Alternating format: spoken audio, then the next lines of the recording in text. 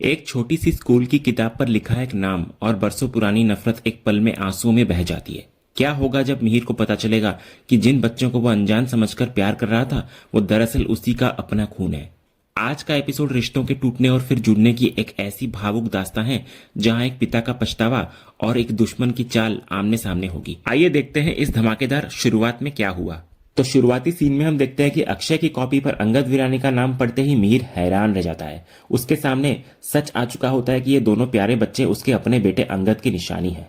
मिहिर बेहद भावुक हो जाता है और उसको फ्लैशबैक में वो सारे पल याद आते हैं जब वृंदा ने एक फिजियोथेरेपी डॉक्टर बनकर उसकी निस्वार्थ सेवा की थी और कैसे उसने अनजाने में उसे पापा पुकारा था।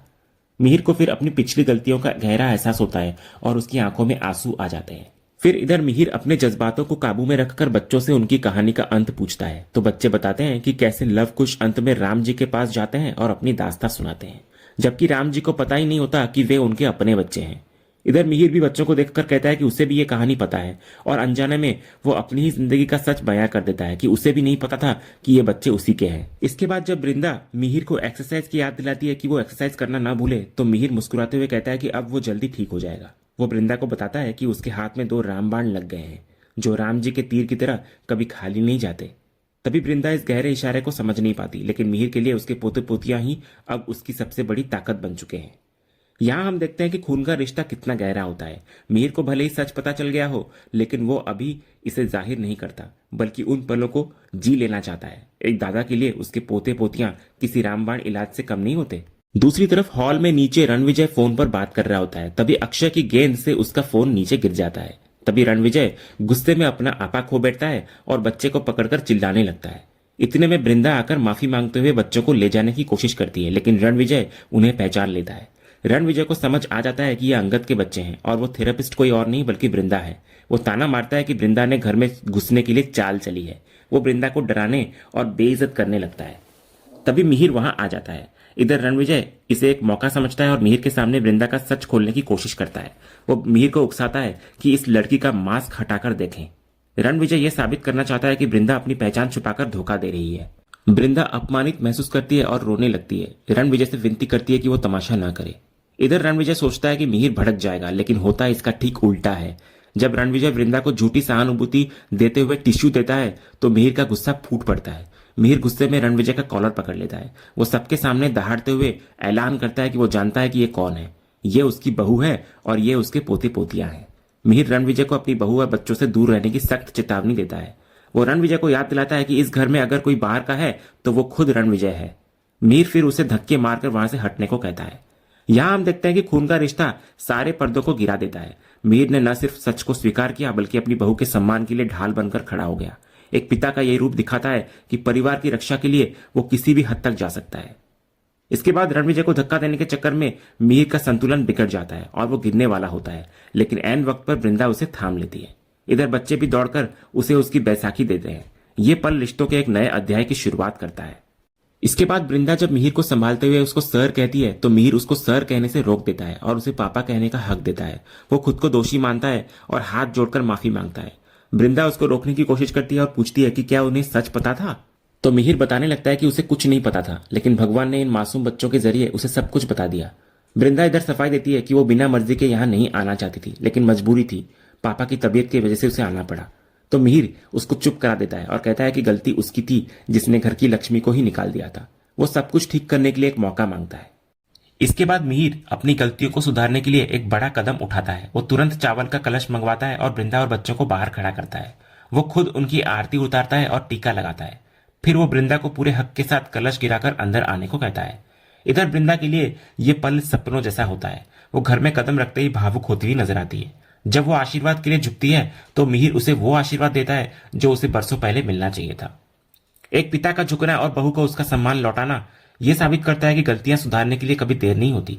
बरसों की नफरत और दूरी अब आंसुओं में धुल चुकी है और घर को उसकी खोई हुई रौनक वापस मिल गई है।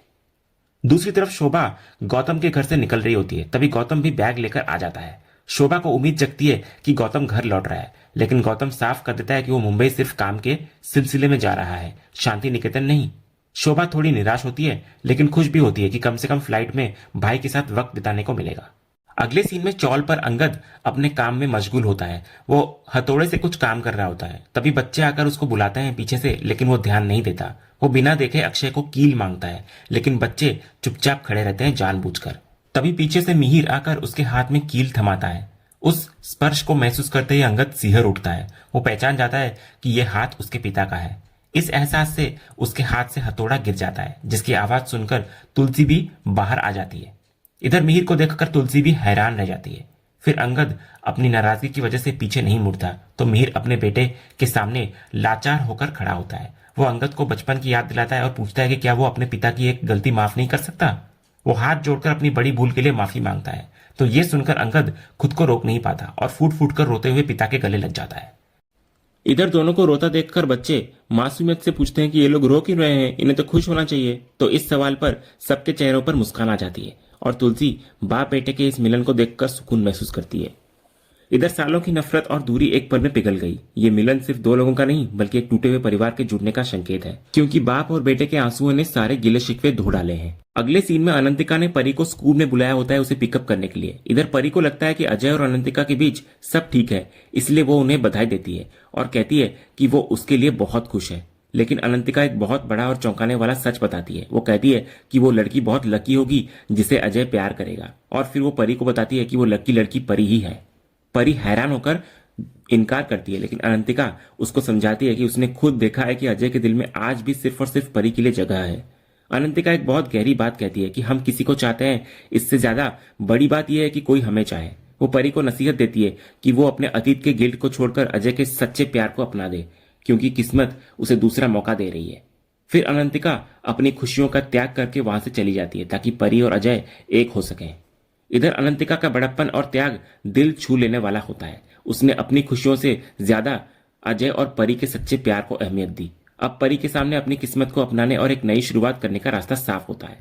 अगले सीन में वापस अंगद के घर पर मिहिर अपनी गलतियों के लिए बार बार माफी मांगता है। वो मानता है कि वृंदा को न अपनाना उसकी जिंदगी का सबसे गलत फैसला था। तो इस पर अंगद अपने पिता को दिलासा देता है और कहता है कि वो रोज इसी दिन का सपना देखता था जब उसके पिता वृंदा को अपनाएंगे, और आज वो दिन आ गया।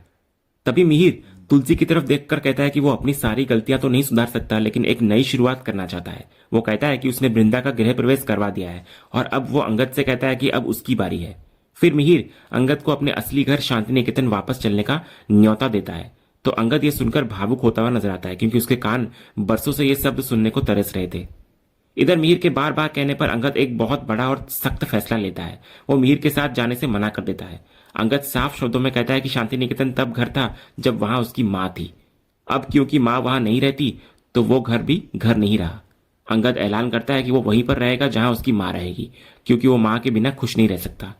तभी तुलसी इधर अंगद को समझाने की कोशिश करती है कि बच्चों और वृंदा के भविष्य के लिए उसे जाना चाहिए, लेकिन अंगद और वृंदा दोनों तुलसी का साथ नहीं छोड़ना चाहते। इधर मिहिर उनके इस प्यार और एकता को देखकर हार मान लेता है और कहता है कि तुलसी ने यही प्यार और सम्मान कमाया है जिसे वो डिजर्व करती है। फिर वो अंगद और वृंदा दोनों को भरोसा दिलाता है कि शांति निकेतन के दरवाजे उनके लिए हमेशा खुले रहेंगे। इसके बाद मिहिर उठकर जाने की कोशिश करता है, लेकिन लड़खड़ाता है। तो अंगद तुरंत उसे सहारा देता है और कहता है कि वो घर नहीं आ सकता तो क्या हुआ, घर तक छोड़ने तो आ सकता है, वो हमेशा उनका बेटा रहेगा। इतना कहकर अंगद मिहिर को लेकर वहां से चला जाता है। इधर पीछे तुलसी वृंदा से कहती है कि आज उसकी एक बहुत बड़ी शिकायत दूर हो गई, क्योंकि मिहिर ने उन्हें अपना लिया है। लेकिन वृंदा कहती है कि सब कुछ होने के बाद भी तुलसी के बिना सब अधूरे ही रहेंगे। तो तुलसी मानती है कि किस्मत को शायद यही मंजूर था कि उसकी बहू को अपनाया जाए, लेकिन उसका अपना अधूरापन अब भी बरकरार है। तो इसी खट्टे मीठे एहसास और एक अधूरेपन वाले सीन के साथ आज का ये एपिसोड यहीं खत्म होता है। तो इधर परिवार का मिलन तो हुआ, लेकिन घर अब भी बटा हुआ होता है। मिहिर का पछतावा और अंगद का अपनी मां के लिए अटूट प्यार ये दिखाता है कि रिश्तों की असली डोर विश्वास और सम्मान से बंधी होती है, ना कि सिर्फ खून से।